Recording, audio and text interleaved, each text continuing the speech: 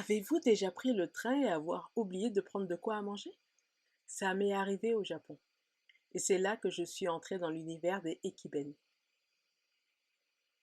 Vous savez pas c'est quoi? Ne vous inquiétez pas. Après le générique, je vous explique tout.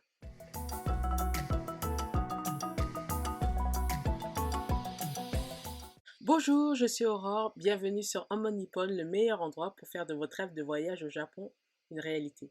Si vous n'êtes pas encore abonné et si vous n'avez pas encore activé la cloche, pensez à le faire car je publie chaque semaine conseils, astuces et choses à découvrir. Mais avant de commencer à vous expliquer c'est quoi un équivalent, je vais vous raconter une histoire. Avec ma sœur, on a décidé d'aller à Tottori. On a été logé à Osaka. Et pour nous faciliter la vie, on va dire, on a décidé de faire notre propre repas. Nous avons acheté les boîtes, qui s'appellent des bento, pour préparer notre repas. Nous avons préparé notre repas en achetant différents plats déjà cuisinés, mais on les a mis à notre goût. Donc on a tout préparé. On s'est levé assez tôt pour prendre le train. Mais durant tout le chemin, on s'est posé une question. Qu'est-ce qu'on n'a pas fait? On avait notre carte de chambre d'hôtel, nos papiers et donc notre passeport, ainsi que le ticket de train. Et on s'est demandé qu'est-ce qu'on avait oublié. Jusqu'au moment fatidique qu'on passe la porte pour avoir accès au train. Et là, on a compris. On a compris que le bento qu'on avait préparé, on l'avait oublié. Alors, passer plus de 2 heures dans le train, sans manger, et en quelque sorte perdre son temps à trouver un restaurant avant de visiter, ça ne plaisait pas trop. Et c'est là qu'on a découvert les ekiben. Mais qu'est-ce qu'un ekiben? Ekiben, c'est la construction de 2 mots.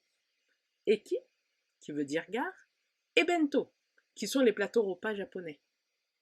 Et contractés ensemble, ça donne le mot ekiben. Et bien ces plateaux repas, heureusement qu'ils existaient.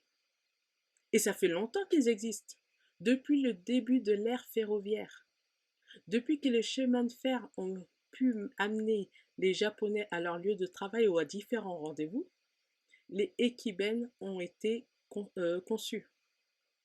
Pour chaque voyageur japonais, que ce soit pour le travail ou pour son loisir, qui prenait le train, à chaque gare, il y avait une personne qui proposait des plateaux repas.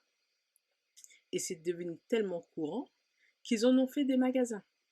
Donc, dans quasiment toutes les gares, vous trouvez un ekiben. Et ces mêmes ekiben pouvaient être achetés dans le train.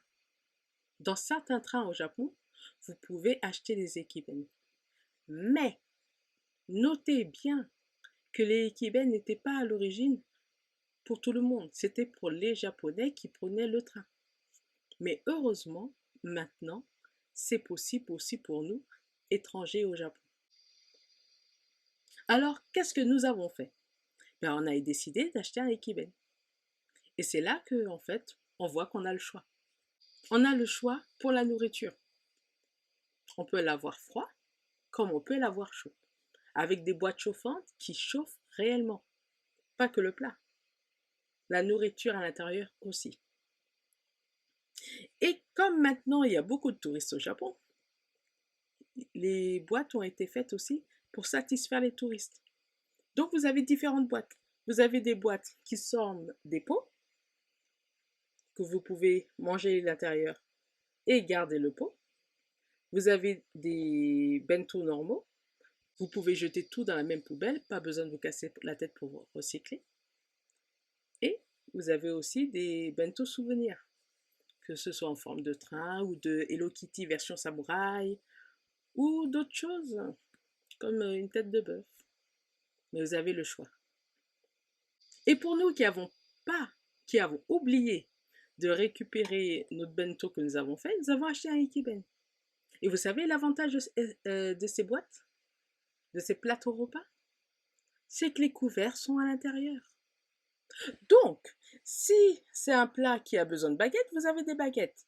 Si vous avez un plat qui a plus de riz et donc plus de choses à récupérer, vous avez ce qu'on appelle une spork. C'est la contraction en anglais de spoon et fork, forme de cuillère qui a des dents comme une fourchette. Et donc, ça nous a permis de manger avant d'arriver à destination.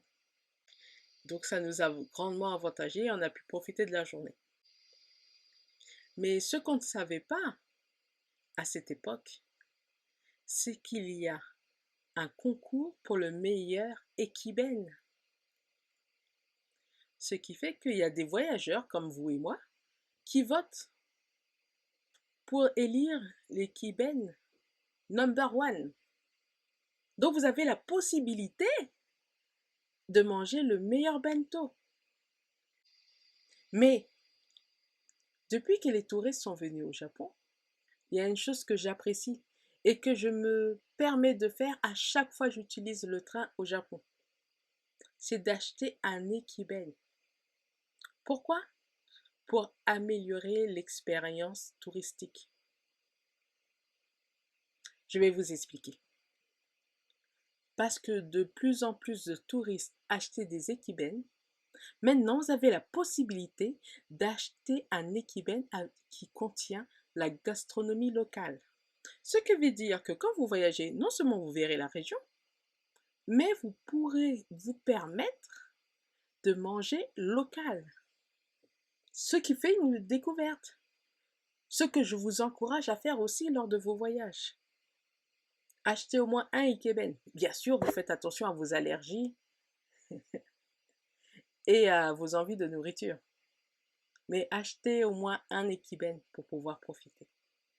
Et comme ça, comme les Japonais qui vont au travail ou qui ont décidé de passer un séjour ailleurs que dans leur ville en prenant le train, vous pourrez manger dans le train et manger local. Donc, en résumé, si vous prenez un équiben, 1. Vous partagez la tradition japonaise. Vous faites comme les Japonais, vous allez manger dans le train un plateau repas. 2. Ce plateau repas peut être froid comme chaud. Et il y aura tous les accessoires avec. Donc pas besoin de vous surcharger avec des choses inutiles. À moins que vous vouliez absolument la fourchette pour pouvoir manger si vous avez du mal avec les baguettes. Ce qui n'est pas impossible. Et le troisième point, ça vous permettra de goûter la cuisine locale. Alors si ces raisons vous ont permis de vouloir tenter l'expérience, mettez-moi un pouce bleu. Si vous voulez que d'autres profitent de cette expérience aussi et l'appliquent quand ils feront leur voyage, partagez alors cette vidéo. Et activez bien la cloche pour avoir d'autres de mes conseils et astuces. Osake ni itekimasu!